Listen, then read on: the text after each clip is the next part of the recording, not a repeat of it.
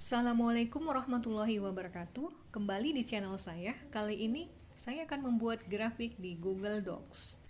Jadi sebelumnya persiapkanlah dulu data yang akan buat diagramnya. Nah ini, jadi ada tabel datanya yang akan saya buat diagram. Nah di sini saya akan letakkan diagram saya. Kemudian saya klik sisipkan. Saya cari diagram. Nah saya akan membuat diagram batang. Jadi klik batang, oke. Nah muncul diagram batangnya. Tapi diagram ini belumlah sesuai dengan tabel data saya. Maka saya akan klik bagian sudut, akan kemudian klik sumber data, akan menuju ke sumber datanya. Ini sumber datanya. Klik 2 kali di bagian sini supaya muncul bentuk diagram batangnya. Oke, kita tunggu loadingnya. Nah, sudah muncul.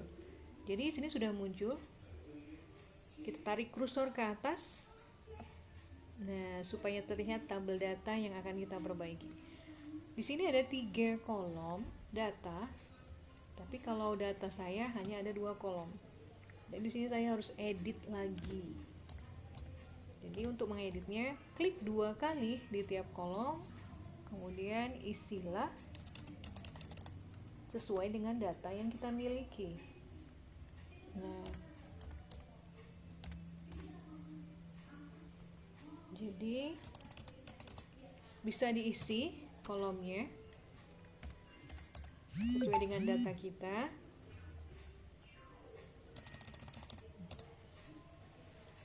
Jadi data saya ini adalah data hasil penelitian tindakan kelas yang sudah saya lakukan, yaitu saya ambil nilai tes prasyarat murid-murid saya sebelum saya lakukan tindakan.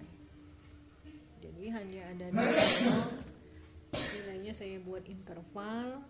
Nah ini udah masuk ke dalam kolom keduanya, yaitu masukkan nilai-nilainya, nilai-nilai murid saya.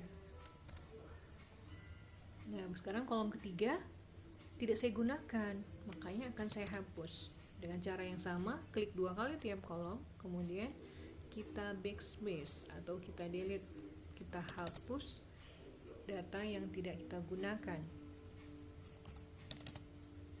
Nah, kemudian sebenarnya di bagian judul, tunggu satu lagi, ya, udah.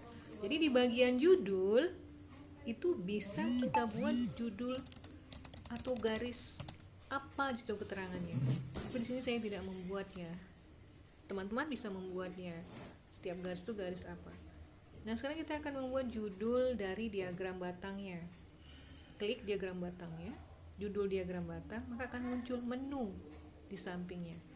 Laptop saya seperti ini. Jadi untuk membuat judul harus klik 2 kali, kemudian muncul menu di sampingnya. Baru kita klik di bagian judulnya. Di laptop lain itu bisa langsung mengkliknya. Jadi seperti klik 2 kali langsung kursor ketikan itu langsung di judulnya itu langsung kita ketik di situ.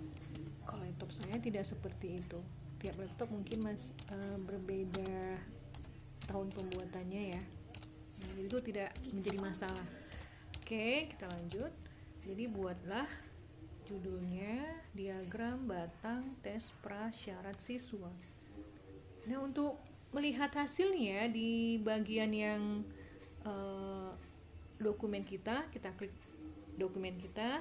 Nah, kita klik perbarui supaya terlihat hasil yang udah kita buat. Nah, sudah terlihat, sudah diperbarui seperti ini diagramnya.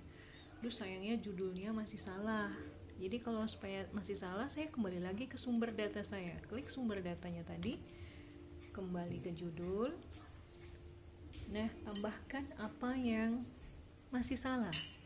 Okay. Nah, kembali lagi ke dokumen, perbarui lagi. Kita lihat lagi hasilnya, apakah sudah sesuai. Masih belum sesuai, perbaiki lagi. Kita kembali lagi ke dokumennya, kita perbarui lagi. Jadi setiap perubahan yang kita lakukan, kembali ke dokumen, perbarui lagi. Nah, ini udah sesuai diagram batang. tes prasyarat siswa. Jadi untuk diagram lainnya bisa kita lakukan dengan cara yang sama. Seperti ini diagram kolom. Ini diagram garis. Jadi kalau kita klik sisipkan pilih diagram, ada pilihan-pilihannya. Dan ini diagram pie atau diagram lingkaran. Nah, demikian sahabat.